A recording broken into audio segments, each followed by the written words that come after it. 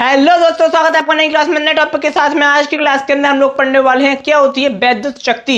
इससे पहले हम लोगों ने वैद्युत ऊर्जा को कवर किया था, ठीक है ना। तो वैद्युत जो शक्ति होती है उसको आप सामर्थ्य भी कह सकते हो, कुछ भी कह सकते हो, आपके पेपर के लिए इंपोर्टेंट है। चाहे आप उसको वैद्युत शक्ति कहो या फिर सामर्थ्य कहो, दोनों ही सही है, ठीक है। तो देखो, किसी वैद्युत परिपथ में ऊर्जा के क्षय होने के समय दर को ही क्या कहते हैं, वैद्युत शक्ति कहते हैं। यानी कि कोई अगर कार्य हो रहा है तो उसमें कुछ ऊर्जा लगेगी, कुछ ऊर्जा क्षय होगी, और वो क्षय होने की जो समय दर है उसी को हम क्या कह देते हैं, उसी को वैद्युत शक्ति कह देते हैं। मैं इधर से उधर चल के जाऊंगा, समय लगेगा, हर चीज में समय लगता है। ये क्लास रिकॉर्ड हो रही है, इसमें समय लगेगा, तो जो समय दर है उसी को हम क्या कहेंगे, वैद्युत शक्ति कहेंगे, ठीक है ना, या फिर सामर्थ्य कहेंगे, ठीक है। अब यहाँ पर क्या लिख रहा है, परिपथ में ऊर्जा के क्षय होने को, यानी कि आपको एक बात ध्यान में रखनी है, ऊर्जा कभी भी क्षय नहीं होती, ठीक है। ऊर्जा का क्या होता है, रूपांतरण होता है, ऊर्जा रूपांतरित होती है। तो ये यहाँ पर हम कह सकते हैं कि जो किसी वैद्युत परिपथ में ऊर्जा के क्षय अथवा रूपांतरित होने की जो समय दर है उसी को हम क्या कहते हैं,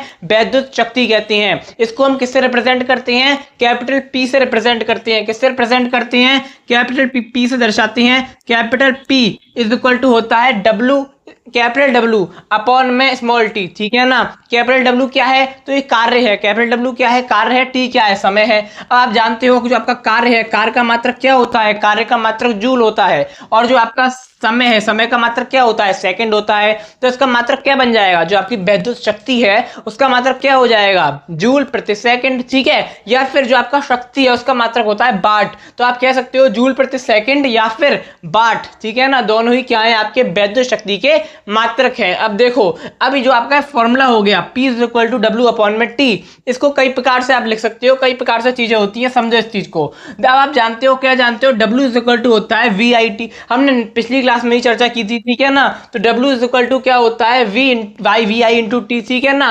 अब यहाँ पर देखो, W के स्थान पर अगर हम क्या करें, VI इंटू टी लिख दें तो क्या हो जाएगा, देखो P is equal to VIT upon में T, T से T कैंसिल हो जाएगा। मैंने क्या किया, W के स्थान पे ये लिख दिया तो T से T कैंसिल हो गया, और जब T से T कैंसिल हुआ तो यहाँ पर क्या रह गया, VI रह गया। तो P इज इक्वल टू क्या हो गया, VI हो गया। P इज इक्वल टू क्या हो गया, VI हो गया। ये क्या हो गया, विभव और धारा के पदों में जो वैद्युत शक्ति का फॉर्मूला है वो यहाँ पर निकल के आ गया। V विभव है, I क्या है, धारा है। तो विभव और धारा के पदों में पेपर में कभी कभार पूछ लेता है, विभव धारा के पदों में प्रतिरोध, उसके हम आगे पढ़ेंगे। देखो, प्रतिरोध और धारा के पदों में, ठीक है ना। उसके बाद आपका क्या है, प्रतिरोध और विभव के पदों में पूछ लेता है, आपको पता होना चाहिए। हमने इससे पिछली क्लास में भी ऐसे ही पदों में चर्चा की थी, वैद्युत ऊर्जा के बारे में। अब क्या पढ़ रहे हैं, वैद्युत शक्ति को पढ़ रहे हैं, ठीक है। अब उसके बाद क्या होता है, अगला हम जानते हैं V इज इक्वल टू होता है I इंटू आर। क्या होता है, V is equal to I into are.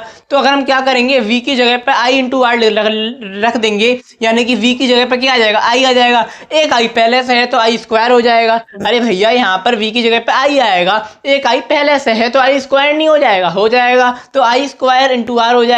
P is equal to, तो ये क्या हो गया, धारा और प्रतिरोध के पदों में, वैद्युत शक्ति धारा और प्रतिरोध के पदों में। उसके बाद अगला क्या आता है आपका, अगला आपका आता है I is equal to V R, ठीक है ना। अब हम जानते हैं I is equal to V upon R होता है, ठीक है ना। तो यहाँ पर क्या हो जाएगा, समझो, जो आपका I की जगह पर V is equal to R आ जाए, V अपॉन में आर आ जाएगा। तो यहाँ पर I है, I स्क्वायर है तो V स्क्वायर में आ जाएगा, ठीक है ना। V स्क्वायर अपॉन में आर, ये किसके पदों में आ गया, ये आपका आ गया विभव और प्रतिरोध के पदों में। कौन, वैद्युत शक्ति का फॉर्मूला, ठीक है। तो आपको चीज आपके 1 2 3 ये 4 फॉर्मूले हो जाते हैं यहाँ पर, जो कि आपको याद रखने हैं, ठीक है। अब एक और नोट करने की वाली चीज है, क्या चीज है, 1 HP इज इक्वल टू होता है 786 वोल्ट, ठीक है ना। 786 वोल्ट ये आपको ध्यान में रखना है। और 1 कैलोरी बराबर होता है 4.2 जूल, ठीक है। ये चीज आपको ध्यान में रखनी है, पेपर में न्यूमेरिकल लगाने में काम में आती है, वैसे मैं नोट कर दी है। वरना आपको टेंशन नहीं लेनी, आपको अलग से मैं ऐसी क्लास बनाऊंगा जिसमें आपके सारे इंपोर्टेंट न्यूमेरिकल कवर कर दूंगा, ठीक है। उसकी आपको बिल्कुल भी टेंशन नहीं लेनी, बिल्कुल भी क्या कहते हैं, आपको क्रीमी कंटेंट दिया जाता है। ऐसा नहीं है ये भी पढ़ लो वो भी पढ़ लो, एक दिन में 2 वीडियो आ रही है, 3 लगे पड़े, ये आ रहा है वो आ रहा है, नहीं आएगा वही जो आपको पढ़ना है, जो आपके पेपर में के लिए इंपोर्टेंट है, जो आपके पेपर में आएगा, बात खत्म, ठीक है। टाइम वेस्ट मैं बिल्कुल नहीं करूंगा आपका, जो आपके पेपर के लिए इंपॉर्टेंट है वही चीज आपके लिए लाता हूं। इंपॉर्टेंट है इसलिए मैंने आपको छोटी क्लास के अंदर ला के बता दिया।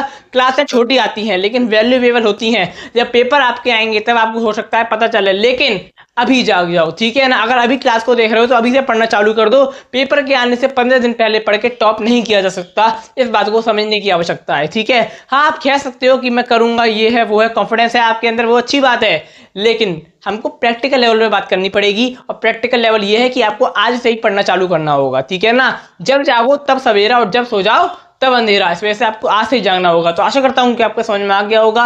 अब मैं आपको मिलूंगा एक और नई क्लास में। नई क्लास में क्या, कल मिलेंगे संडे में। अभी आपके लिए वन शॉट रिकॉर्ड करना है, कल आपको अपलोड करना है, ठीक है ना।